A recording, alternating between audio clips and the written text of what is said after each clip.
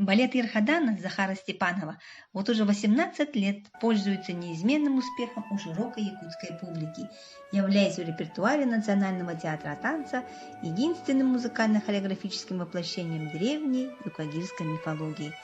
Идеи музыкально-хореографического воплощения юкагирских легенд и исторических преданий была подсказана композитору, историком, исследователем Людмилой Жуковой, много лет изучающей традиционную культуру и быт этого маленького, но очень талантливого народа. В основу либретто положена красивая легенда о гордых красавицах-ерхаданах, отвергших любовь юношей и тем самым нарушивших непреложный закон природы – продолжение рода. В сюжетную канву балета вплетены мотивы легенд о хозяине земли, большой болезни, исторических преданий о борьбе юкагиров с Ивеновой и о том, как они помирились, а также фрагменты ритуальных обрядов, праздничных танцев и народных представлений на празднике Шахадзебе.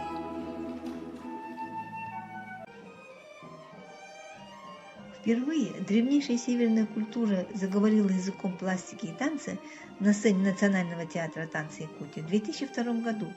Над постановкой с большим воодушевлением работала творческая группа в составе автора сценария и либретто Людмилы Жуковой, балетмейстера-постановщика Геннадия Баишева, художника-постановщика Марии Дрехинской, дирижера-постановщика Николая Петрова, дирижера Альберта Попова, консультанта по танцам Любовь Никитина. В качестве фольклорной исполнительницы в спектакле принимала участие Анастасия Тымкель. Первыми исполнителями партии мифологических божеств Солнца, хозяина земли и огня были ведущие солисты театра танца Юрий Зубков, Афанасий Афанасьев и Афанасий Соловьев. В музыке спектакля огромную роль играют колористические, фактурные, сонорные элементы, и поэтому для воплощения легендарно-сказочной образной сферы композитор обратился к составу оркестра национальных инструментов театра танца. Благодаря характерному тембру якутских струнных инструментов тангсыр, кырымпа, колысах и ударных купсюр, джага, дюмюль, эвенский бубен, атара создается очень своеобразный музыкальный облик танцевального спектакля. В составе оркестра присутствуют и европейские инструменты, такие как скрипка, флейта и баян.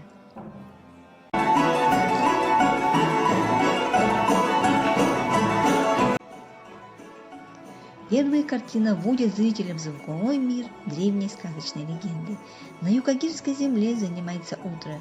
В пейзажной картине восходящего солнца тембровая драматургия играет ведущую роль. На сцене под размеренные удары бубна появляется могучий хозяин земли в окружении зверей, которым он покровительствует. Танец охранителя всего живого, могучего хозяина земли олицетворяет гармонию и благоденствие природы.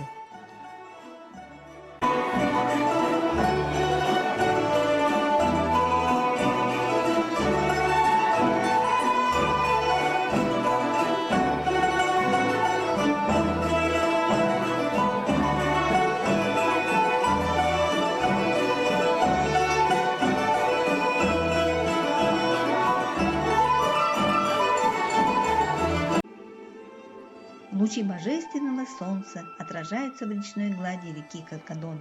Сцена встречи реки Каркадон с солнцем и рождения их дочерей Ерхадан решена в лирика на певном ключе. Прозрачная оркестровая партитура представляет собой чередование неконтрастных разделов с фактурными изменениями.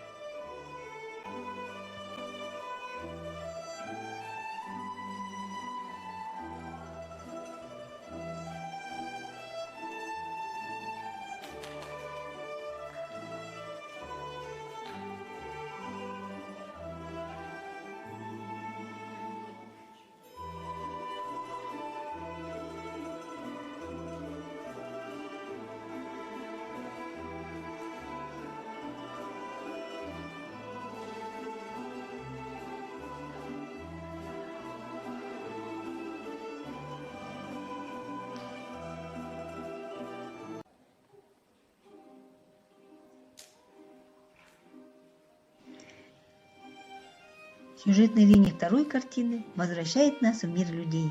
Юкагиры и соседние народы Эвены, Чукчи приплывают на лодках и плотах на ежегодный родовой праздник летнего солнцестояния Шахадзебе. На высоком берегу реки царит атмосфера праздника и веселья.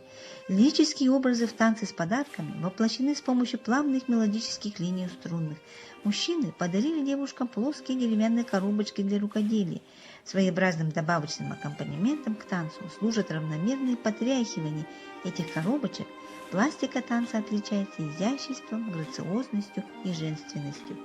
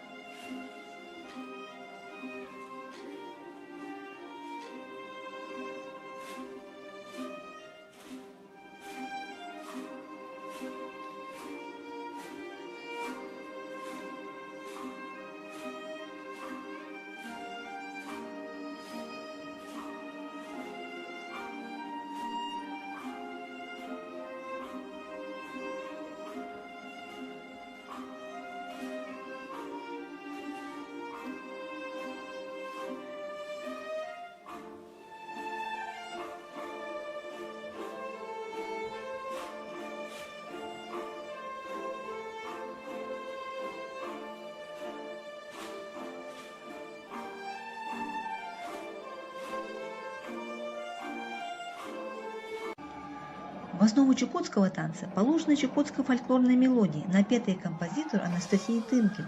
В композиторском прочтении Захара Степанова чукотская мелодия украсилась гармонически и тембрально. Во второй части танца в партитуре выписана лишь ритмическая фигура, без мелодической линии. Сочетание глухого тембра якутского кюпсюля и резких ударов эвенского бубна отсылает нас к этническому звучанию чукотского ярара.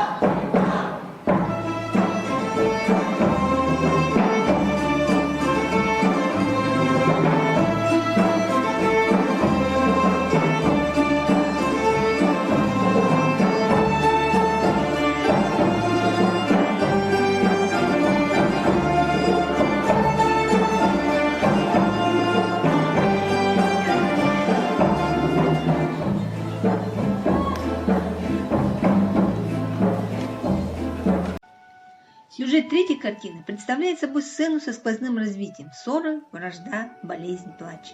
Большая болезнь овладевает и душами красавицы Ирхадан. Они становятся холодными и неприступными. Разгневанные божества природы, огонь, солнце и хозяин земли навсегда превращают девушек в горные речки, а влюбленных юношей в скалы. В эпилоге спектакля праматерь земли Эмей-Теге предостерегает людей от нарушения вековых традиций и обычаев народов. Таким образом, Захар Константинович Степанов в таком крупном музыкально-театральном жанре, как балет, сумел через призму своего творческого видения самобытно воплотить философско-этические ценности народов Арктики. В музыке юкагиров и чукчей гармонично сочетается лирическая напевность, мелодичность с живой природной энергетикой. Несмотря на суровые условия проживания, только истинное знание своих культурных традиций помогло им сохраниться как этнос.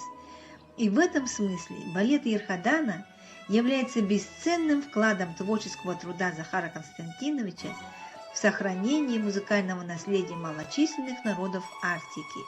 Недаром спектакль получил высокую оценку известного фольклориста, крупного специалиста в области изучения музыкальной культуры народов Северной Азии Юрия Ильича Шейкина, поставившего балет Ирхадана в ряд неординарных событий в культуре и искусстве Республики Саха-Якутия.